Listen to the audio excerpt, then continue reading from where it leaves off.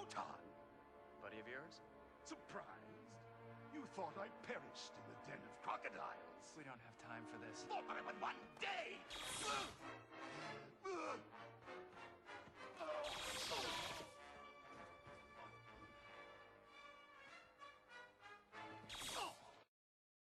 Els làsers són uns dels elements més espectaculars i visualment més atractius que presenta la ciència-ficció. Ja en les obres més primitives del gènere, podem veure raigs làser actuant com a armes, eines i raigs transmissors d'informació. Però on acaba la ficció i on comença la realitat? Molt bona la pregunta. En primer lloc, cal saber que la paraula làser té l'origen en les sigles de les paraules angleses Light Amplification by Stimulated Emission of Radiation, que vol dir amplificació de la llum mitjançant l'emissió estimulada de radiació. No my responsibility. Naughty boys, there, Mr. Flibble. Yes. What happens to naughty boys who've been naughty, Mr. Flibble? Uncle Arnie fries them alive with his hex vision. That's right, Mr. Flibble.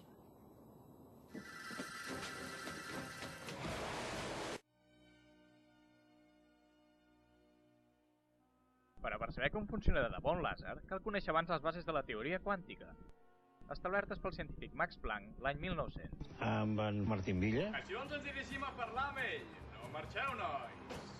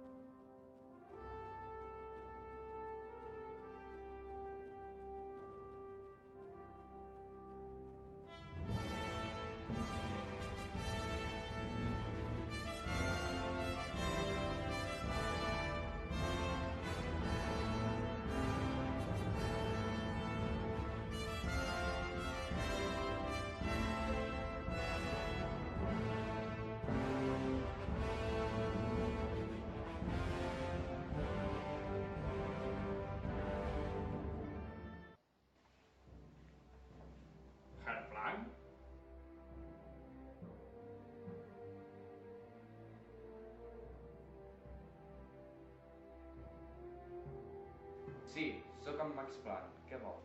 Vostè em recorda algú?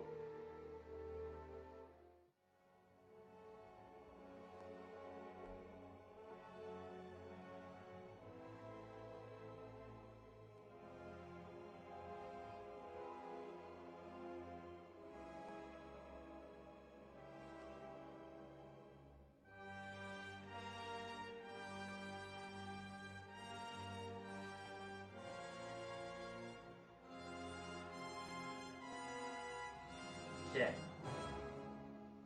És igual. Volíem preguntar-li si ens podia explicar en línies generals com funcionen els làsers segons la seva teoria quàntica. Res més fàcil. Quan nosaltres veiem una poma, podem considerar que la poma és vermella perquè absorbeix totes les freqüències de les ones lluminoses menys la vermella, que és reflectida i arriba als nostres ulls. Però també és matemàticament vàlid suposar que la llum s'emet en paquets discrets de radiació anomenats fotons, i que la poma els absorbeix tots i n'emet només els que tenen una energia determinada vinculada a la seva freqüència, que ens fa veure la poma vermella. L'emissió i absorció d'aquests paquets discrets de radiació és la base de la teoria quàntica. El funcionament del làser es basa en això. En un làser, un feix de fotons és dirigit contra un fragment de material adient, com ara un rubí, els electrons dels àtoms del qual estan excitats per un corrent elèctric.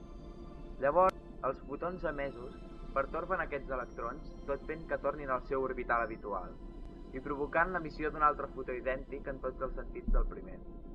Com que tots els àtoms del mateix material tenen els mateixos electrons, emeten la mateixa energia, és a dir, que tots els fotons emesos són idèntics. Aquests fotons creen al seu torn una reacció en cadena, que es fa gran gràcies a que els fotons van rebotant entre un mirall normal i un mirall semiplatejat. Quan hi ha prou fotons que travessen el mirall semiplatejat, es forma un raig làser que, si té prou energia, pot arribar a fondre materials. Un tallat amb una gran botifarra.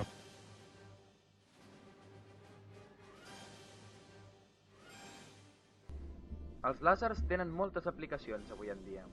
Es poden fer servir en camps com la medicina, la indústria, com aparells de mesura i per transmetre informació. És per això que els làsers s'utilitzen de manera usual en el dia a dia per a fondre materials pesats, modificar l'estructura del cristal·lí per corregir defectes visuals i per llegir DVDs i CD-ROMs. Però així i tot, moltes de les seves funcions de la ciència-ficció, com els sabres làser, són pura imaginació. Cal dir que, per exemple, com que tots els fotons de llum van en la mateixa direcció, mai podríem veure un làser a no ser que hi hagi partícules a l'ambient que facin que els fotons canviïn de direcció i ens arribin als ulls. I'm on him, Luke. Hold on. Blasted pigs, where are you?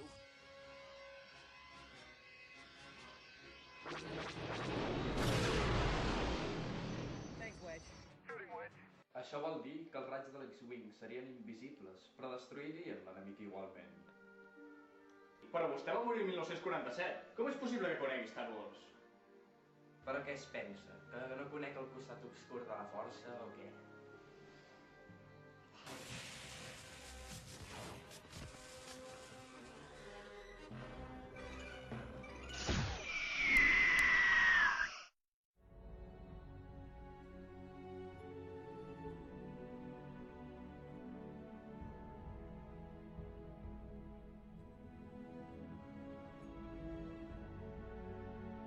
Pollastre rostit. Al asesino, al asesino. Assassó, assassó.